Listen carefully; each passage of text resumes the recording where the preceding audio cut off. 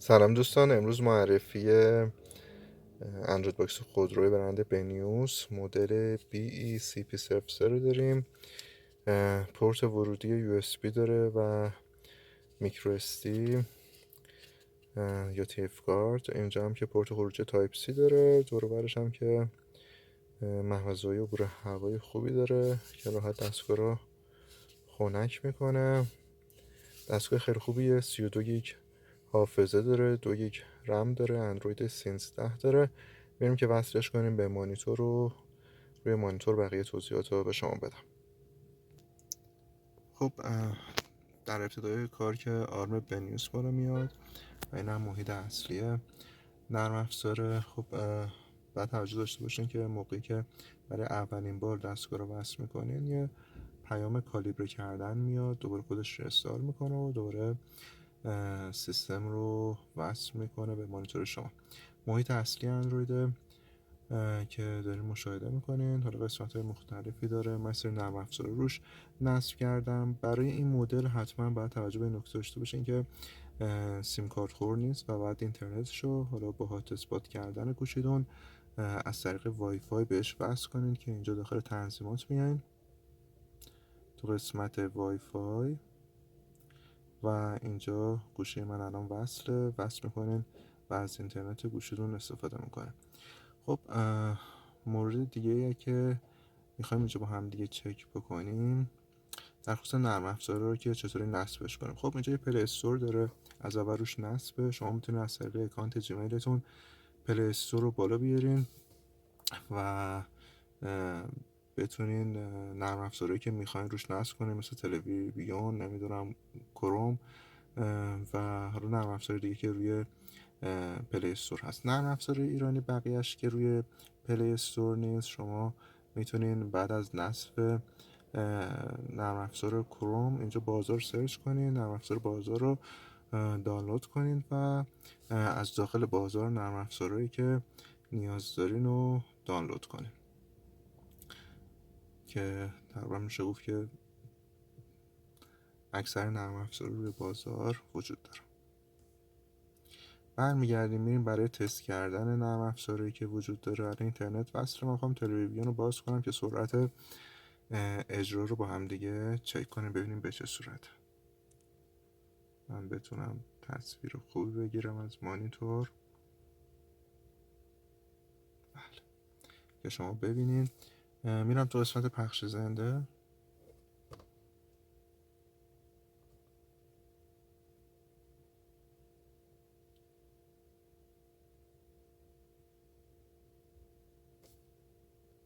خب من صدارم زیاد کنم.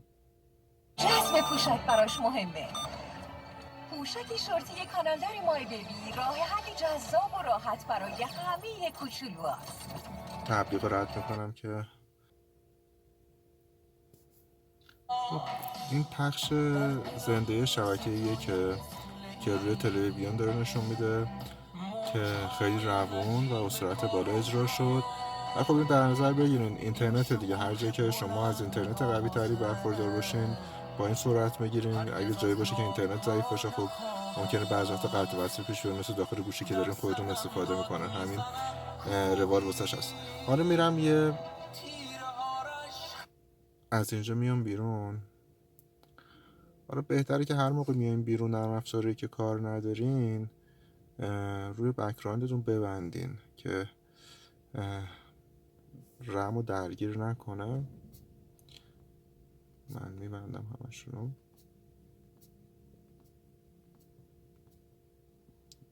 این حتما انجام بدین واسه خود دستگاه هم خوبه که زیاد روی بک‌گراندش اپلیکیشن بی خود باز نباشه.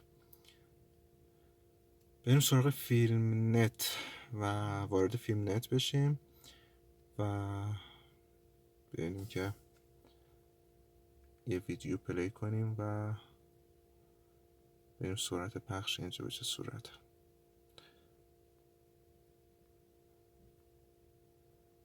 بتونم یه ویدیوی رایگان، یعنی که اگه رایگان نشد بذاریم وارد اکانت بشم که بتونم مثلا همین سریال رو پلیش کنم و دوباره میام میگیرم.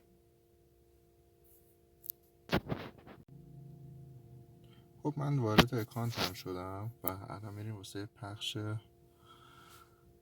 این ویدیو که من میارم وسط کار که تصویر از اینجا داشته باشه.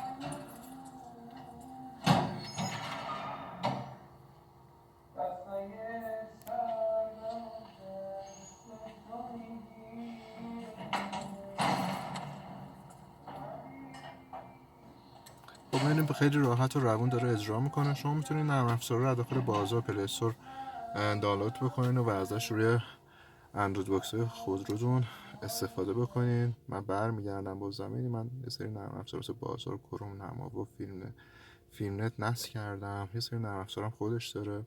نرم افزار حالا برای میرور کردن هم داره که از طریق اسمارت ویو گوشی، حالا اگه گوشیتون اندروید باشه میتونید متصل بشین و گوشیتون میرور کنین روی دستگاه و از قابلیت میرورینگش هم استفاده کنیم. خب برای اینکه ما به اندروید اوتو وصل بشیم باید جی پی اس روی گوشی فعال باشه، بلوتوث فعال باشه و وای فای، و بعد روی این کلیک کنیم.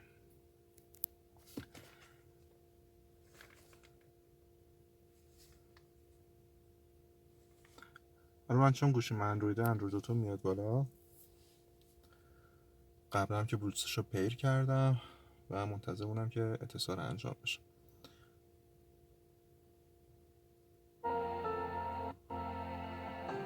خب اپلیکیشن هایی که من صدا رو کم کنم یه لحظه.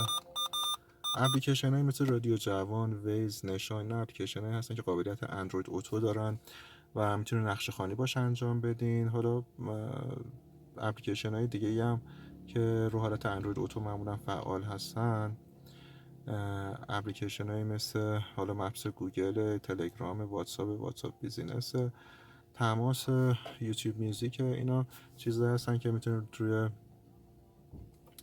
اندروید اوتو یا کارپلی به صورت وایرلس توسط این دستگاه داشته باشن. خب این توضیحاتی بدون دادم و بررسی کردم از طریق اندروید باکس و اتصالش به مانیتور ماشین دنا پلاس 1403 بود. برای بقیه موارد اگه سوال داشته میتونین زیر همین پست، حالا تو پلتفرم‌های مختلف ما این ویدیو رو میذاریم، سوال خودتون رو بپرسین، کامنت بذارین، چه روی سایت باشه چه از طریق تماس و پشتیبانی باشه، ما پاسخگوی شما هستیم. و مهمترین مورد اینه که حتما این موضوع توجه کنین بهش که این دستگاه مخصوص خودروهایی است که قابلیت اندروید اوتو و کارپلی با سیم داشته باشه. یعنی چی؟ یعنی وقتی که گوشیتون رو با سیم وصل کردین به مانیتور از طریق پورت ورودی مانیتور، اون پیام کارسازی اندروید اوتو یا کارپلی روش بیاد. بازم اگه سوال داشتین در این خصوصی، آقا به چه خودروی من میخوره یا نمیخوره، میتونید با واحد پشتیبانی ما که شماره‌اش روی سایت ما هست، روی سایت مای اندروید باکس، تماس بگیرین. ممنون که وقت خودتون رو در اختیار ما گذاشتین و امیدوارم خریدی که میکنین خرید خوبی باشه واسهتون و لذت دستگاه رو ببرید.